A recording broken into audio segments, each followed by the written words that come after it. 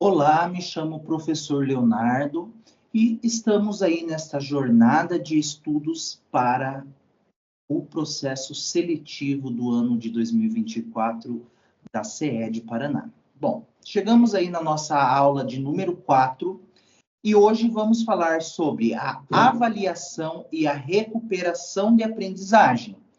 Vamos falar sobre a avaliação diagnóstica, avaliação formativa, avaliação somativa, recuperação de estudos e a reavaliação, e critérios e instrumentos e intencionalidades da avaliação escolar. Bom, para começarmos, temos que entender o que é a avaliação. Então, a avaliação, tal como concebida e vivenciada na maioria das escolas brasileiras, tem se constituído no principal mecanismo de sustentação lógica de organização do trabalho escolar. Portanto, legitimador do fracasso, ocupando papel central nas relações que estabelece entre si os profissionais de educação, alunos e pais. Então, nós, enquanto professores, muitas vezes focamos na avaliação como algo principal no processo de ensino-aprendizagem, mas a gente sabe muito bem que a avaliação não é somente o papel principal, né? Então, ali, avaliar vem do latim a mais valere, né? Que significa atribuir valor e mérito ao objeto em estudo. Portanto, avaliar é atribuir um juízo, uma quantidade a um resultado. Medir o que o aluno aprendeu.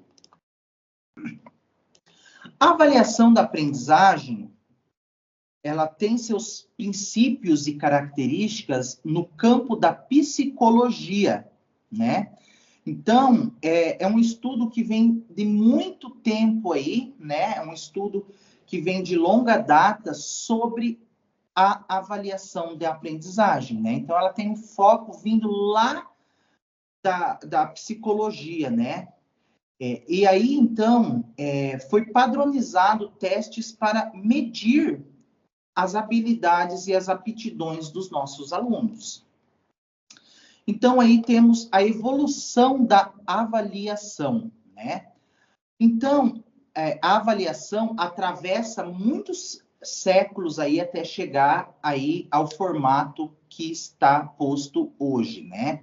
Então, conforme Guba e Lincoln, existem aí 4 gerações que eu vou passar aqui para vocês da avaliação. A primeira geração é a geração de mensurar, né? A avaliação enquanto mensuração.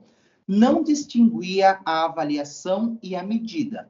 Nessa fase, a preocupação era elaborar instrumentos ou testes para verificar o rendimento escolar. O papel do avaliador, né, o papel do professor, era meramente técnico. Era só, então, neste momento da história, a avaliação enquanto mensuração era somente para obter informações do meu aluno.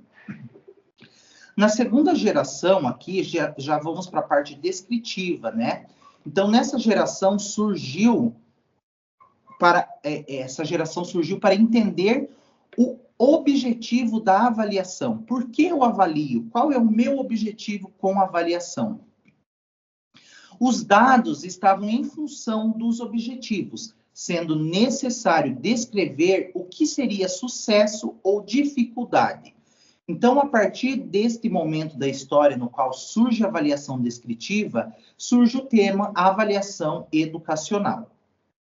Partimos para o terceiro momento, então, da avaliação, né, que é o julgamento.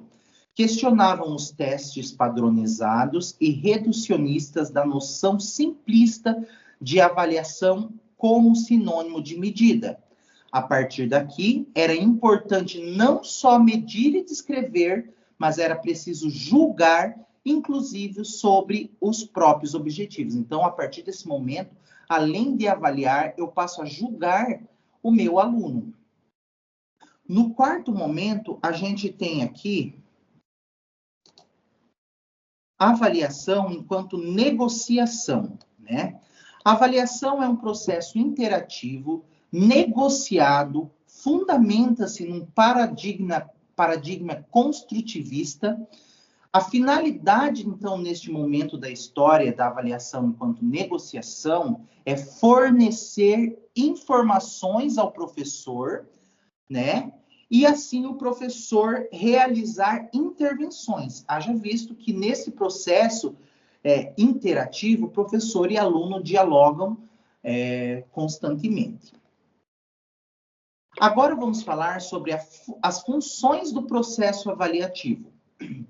Então, quando eu, professor, quero fazer uma avaliação diagnóstica, eu estou falando de uma avaliação inicial. É uma avaliação que vai me proporcionar informações acerca das capacidades dos meus alunos, dos conhecimentos que eles já têm, antes de iniciar um novo processo de ensino-aprendizagem. Também temos aqui a formativa, constatar se os alunos estão de fato atingindo os objetivos pretendidos. O professor utiliza de mecanismos de feedback. Então, a formativa é durante o processo de ensino-aprendizagem. E, para terminar, a avaliação somativa, que tem como objetivo determinar o grau que o aluno atingiu ao final do processo, né? Então, ele vai classificar o aluno ao final de um período, né? Ao final de um ano letivo, ao final de um trimestre, certo? Então, aqui temos o modelo tradicional versus o modelo mais adequado. Então, Gadotti diz que a avaliação é essencial à educação, inerente e indissociável enquanto concebida como problematização, questionamento e reflexão sobre as ações. A avaliação é um instrumento para que possamos refletir, nós professores, questionar e transformar as nossas ações, o nosso fazer pedagógico. A avaliação também tem muito mito, né? Então, o mito da avaliação decorre da caminhada histórica, a qual a associa a autoritarismo e controle. Então, essa associação que temos da avaliação aí, que ela é um controle, ela é um instrumento autoritário, se o aluno chegar ao final do ano vai reprovar, ela deve ser desmistificada. E a avaliação, ela não pode ter este caráter aí autoritário. Segundo Luquezzi, então, a forma que se avalia é fundamental para a concretização do projeto educacional. É nela que o aluno percebe que o professor e a escola o valorizam. Quero fazer um enfoque, pessoal, para este autor aqui, ó. O Luquezzi é um dos autores que a CED mais utiliza para a elaboração das provas e afins, tá? Então, é um ponto de atenção. Já na perspectiva de Piaget, a aprendizagem se identifica com a adaptação ou a equilibração, à medida que supõe a passagem de um estado de menor conhecimento a um estado de conhecimento mais avançado. Então, para Piaget, a gente parte do conhecimento mais básico e vai para o conhecimento mais avançado.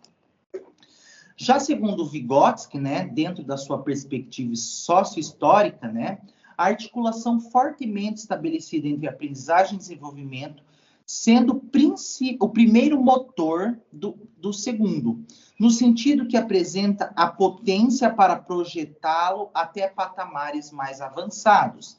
Essa potência de aprendizagem se ancora nas relações entre zona de desenvolvimento real e zona de desenvolvimento proximal.